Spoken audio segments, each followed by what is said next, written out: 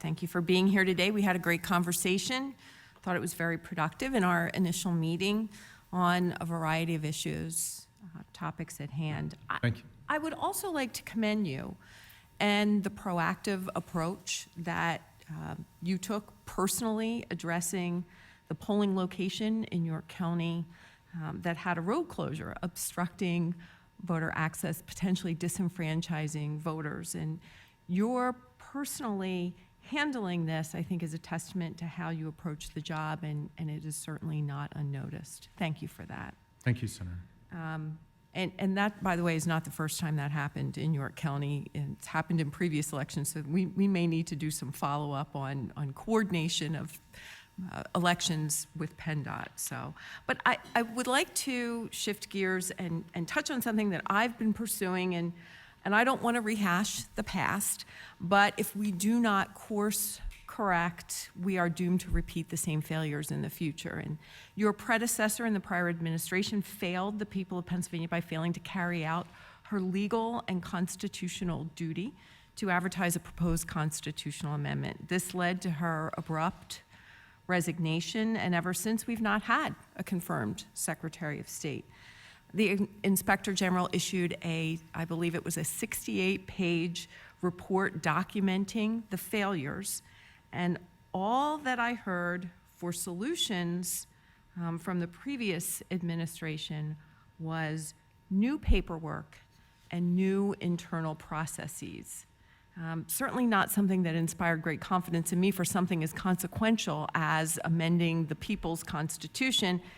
Quite honestly, we need more than a nink and a wink and a nod. So to that end, I sponsored legislation last session, and again this session, that would require your department to create a publicly accessible website to provide Pennsylvanians a transparent way to be able to track every step of a constitutional amendment process.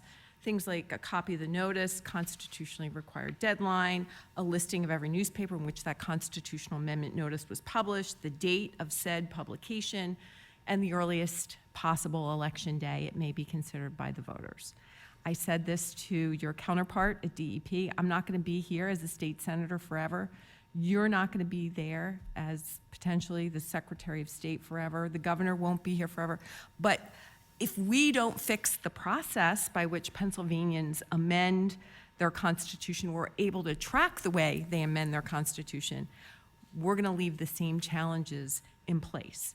And really believe that it's necessary to have transparency in light of the prior failures. And I think that would be a good thing. So what are your thoughts on my legislation, Senate Bill 408, and what ways are you and your team working to create greater transparency in this process? Because to date, only Spotlight PA has created a publicly accessible tracking website dedicated to proposed constitutional amendments. And I applaud their efforts, but I really think that this should start with your department.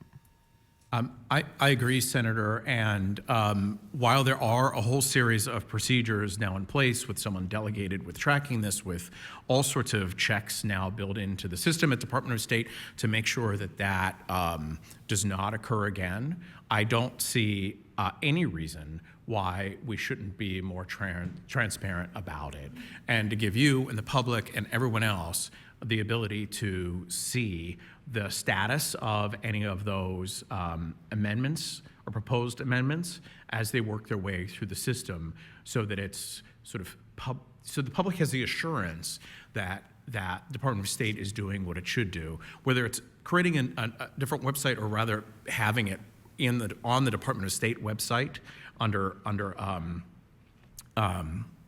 through a portal. I think that would benefit everyone. I mean, I'm generally in favor of improved transparency whenever possible, and I think that's something that would improve transparency and add to accountability to make sure that that everyone's doing the job that taxpayers pay them to do. Well, I would appreciate being able to work and move that forward, because certainly if you can track your lunch order through Uber Eats or your package that you've ordered from Amazon.com, I think, again, something as consequential as a constitutional amendment should be able to be tracked by every citizen of this Commonwealth. Another thing that has concerned the folks that I represent back home in York County is the lack of uniformity when it comes to our election law. So it doesn't matter if you live in York County or Philadelphia County or Erie County, the rules that govern our elections should be uniform. Would you agree with that statement? Absolutely. So in Chairman Dush's opening comments, I couldn't get here, but I was listening. He said we're not going to relitigate prior elections. But I also would appreciate your comment on not having litigation weigh in on these issues and that we should do all things to avoid it. Yes. So every county operates under the exact same code of elections. So every county should be counting ballots that should be counted and not counting ballots that shouldn't be counted, regardless of where you are on a county line.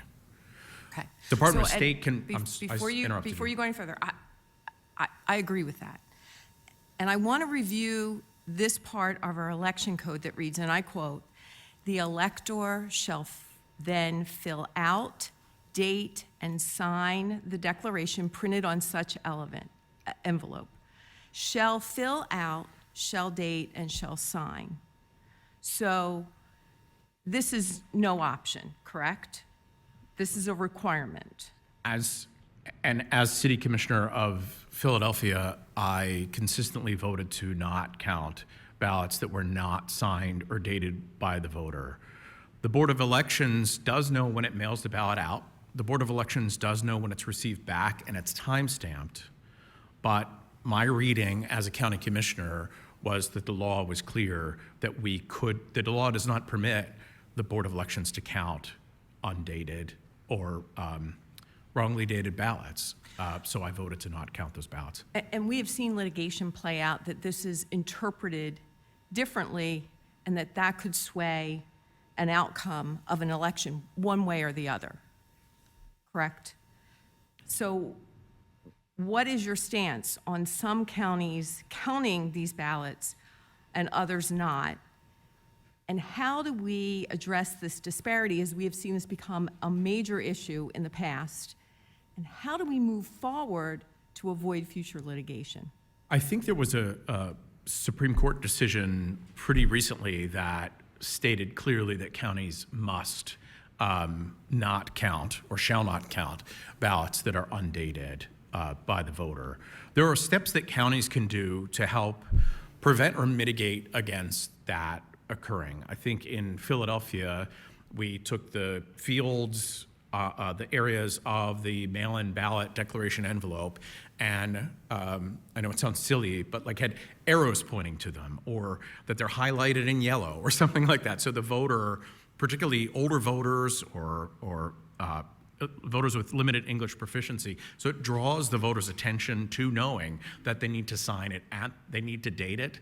Department of State is working on a template that would help make, I think, ballots, declaration envelopes more sort of readable and sort of user-friendly that counties could use or not use, but might be a best practice for how to mitigate against voters returning a ballot that they haven't dated. We also changed the language to sign, and instead of saying sign and date, it says sign and today's date, so that the voter knows that they're writing today's date. For some reason, and I know this anecdotally from analyzing this in Philadelphia, we have a situation where voters will sign their name and write their birthday. Particularly older voters, I don't know why, but they'll sign and write their birthday, and that birthday is obviously outside of the range of the date when it could have otherwise been signed and would result in that voter's vote not being counted. So I think there are steps that counties can do to mitigate against that, but the law is clear that the county boards of elections shall not count those ballots.